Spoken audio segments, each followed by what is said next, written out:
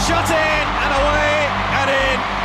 It's a hat-trick. Hey guys, it's Samira and welcome back to my channel. Today I'm going to be talking about a topic that has been weighing on my mind pretty heavily over the past few months and weeks. The rise of talk around sports because of the next generational run, the World Cup being hosted in the US this year, and a growing F1 base. I've noticed that women are oftentimes ridiculed for trying to add conversation to any topic about sports or push out of conversations. And this is a problem at a deeper level because sports are inherently culture and shape the way that we see the world. And I have my laptop right here, so we're gonna get right into it. Jack Dorfman, a writer for the University of California, San Diego, in The Guardian, said it best, quote, "Like music, fashion, or any other cultural marker, sports provide an intersection of all the sometimes ill-fitting pieces that make up humanity, from race and class to morality and capitalism," end quote. While men place bets, drink beers, and contribute to the viewership of sporting events, and therefore engaging in our capitalistic society, it's often women that are looking into the deeper connections that appear in soccer matches, F1 Grand Prix, and courtside at NBA games. And they not only deserve to be heard in discussions surrounding sports,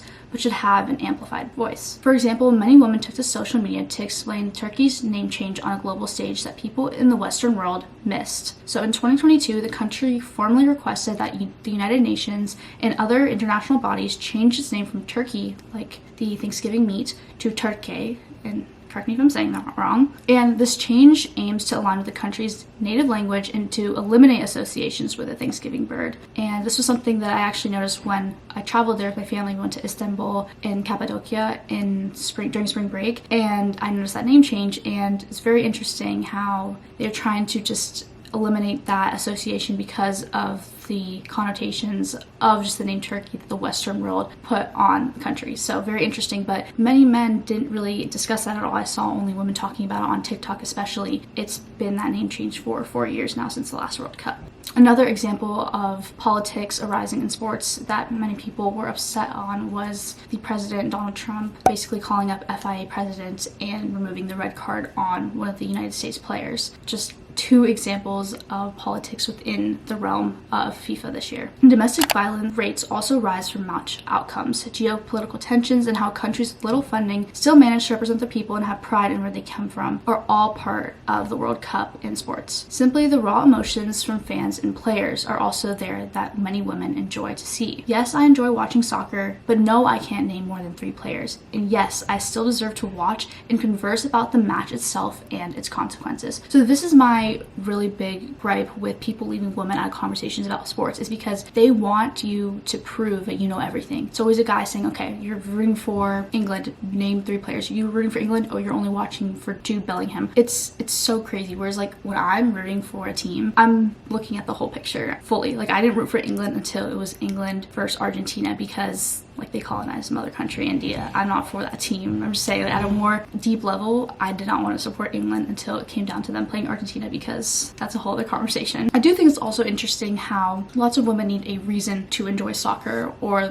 sports in general. And if they are watching because the players are attractive, somehow that's an issue, like men don't also consume media just to see attractive women. Dorfman also writes, quote, "If sports are your escape or oasis from the pressures of the rest of your life, that's not wrong. For millions of us, we've alleviated stress and built lifelong friendships through sports, and for a lucky few, they've elevated themselves into professional level with unprecedented amounts of hard work and perseverance. But simply because we were fans doesn't excuse leaving one's manners, morals, and mind at the door when heading out to watch a game. And even if some perceive their relationship with sports to be that way, that's not what's really happening," end quote. New York University Press also writes, quote, "On Sundays in September, more families worship at the altar of the NFL than at any church. This appeal, which cuts across all demographic and ideological lines, makes sports perhaps the last unifying mass ritual of our era, with huge numbers of people all focus on the same thing at the same time. A woman doesn't need to know everything about every sport to be able to offer an opinion, both on the match itself or cultural products that stem from them. Oftentimes where I'm in a space where I'm talking with a guy, usually a peer, someone my age, about sports, it can often move to the suggestion that I'm performative or watching sports for some reason other than just because I enjoy it and enjoy the entertainment it offers. And it's really hard not to belittle myself and agree, oh yeah, I don't really know that much, but I'm watching, even though most of the time, especially if it's football, because I did high school band, I watched every single football game for 4 years in my high school, and my dad's a big college football fan, big NFL fan. I watch almost every Sunday NFL game, especially if it's the Bengals playing, because that's my team. And I often will just say like, oh, like maybe, I think, already putting myself down before they have the chance to, just in case, because that's how hard it is to converse with a male peer about sports, because there's always that fear of, oh, they're gonna make fun of me, so you already make fun of yourself just so they don't do it for you. I also feel the need to have an origin story for the reason why I like every sport that I do. Oh, I watch the Bengals because it's my dad team. No, I didn't start watching the Bengals because Joe Burrow is attractive,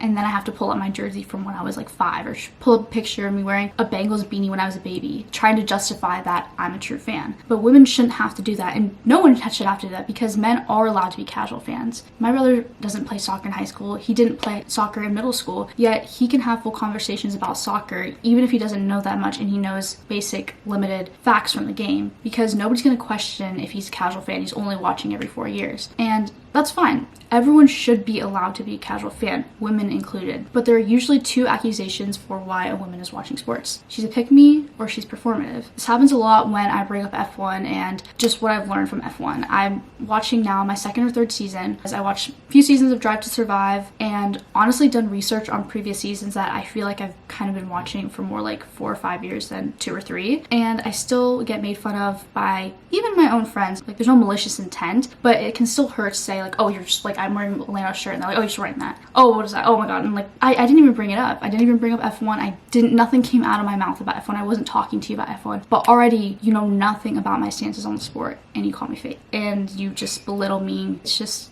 can I just not enjoy something? Because women will always be belittled for their interests. It doesn't matter what it is. I could say I like shopping. Oh, you're a consumer, overconsumption, you just are basic, you like everything that every other woman likes. You like makeup. Oh, okay, that's basic. You like sports? Yeah, that's pick-me culture. Oh, you like to do something like knitting, reading, you're old. You act like an old woman. So there's truly no winning, and I realize that. I've come to terms with that. I have thick skin. I mean, I do YouTube, so you have to have thick skin, but it can get so frustrating because I want to be allowed in those conversations, in those spaces. I was at a pool party earlier this week, and we were watching the World Cup game, and by we, I mean, there's just me, and then I realized there's only guys around me. All other girls are in the pool or on the other side of the pool. And mind you, I don't really know anyone there that well. So I'm already like, man, this is a bad look. And then in my head, I'm like, why is it bad look? I'm genuinely watching the game. I'm enjoying the game. I wanted Argentina to lose. They're playing Switzerland. Just silly things like that that I find myself almost already having that internal misogyny, like, oh, this looks like pick-me culture. This looks like I just want to be around all these guys instead of hanging out with the girls, when most of the people I knew there were also guys. So it made sense that I was hanging out with them. We were watching the game, and I was also really enjoying it. So all in all, I just think that women deserve a space to converse about conversations about sports, even if they truly don't know that much. Like, for example, I think it's crazy that right now Tiffany blue, teal are really popular colors, and who's doing the best in the F1 season? Mercedes.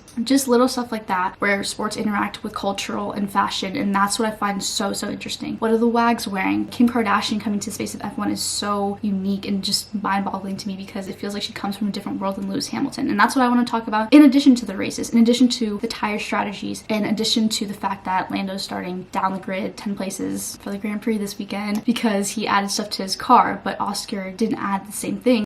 My camera cut me off there, but you get the point. It is just interesting to think about how labels of what we like has changed since we were a kid. I remember when I was in elementary school, you were either 2 things as a girl, or you fell somewhere in the middle, and that was you're tomboy, so you really like guy stuff, or you're a girly girl, or you would fit somewhere in the middle. And I always thought I was around that middle point. And now it's just either you're a pick-me girl or you're a girl's girl. So someone on the extreme side, you're supporting every girl, you're for every girl. And I could do a whole other video on girls girl culture and that whole phenomenon and how it can actually be very harmful. Or you're a pick-me girl, so you're hanging out with the guys, but in like a really chummy way, and where you don't like women at all. So just something to think about. But thank you guys so much for watching this video. I hope if you're a guy and you watch this, you give someone in your life that space to talk about sports, and even if it's silly, even if it's about what someone's wearing, because Wimbledon even had a lot of fashion choices that I saw women's takes on. I thought that was interesting, because sports are at the forefront of cultural and politics. Everything intersects in today's world, and we just need to be talking about all of it to understand the full picture of what's going on in the world right now. That's all for today. Thank you so much for watching, and I'll see you guys in my next video.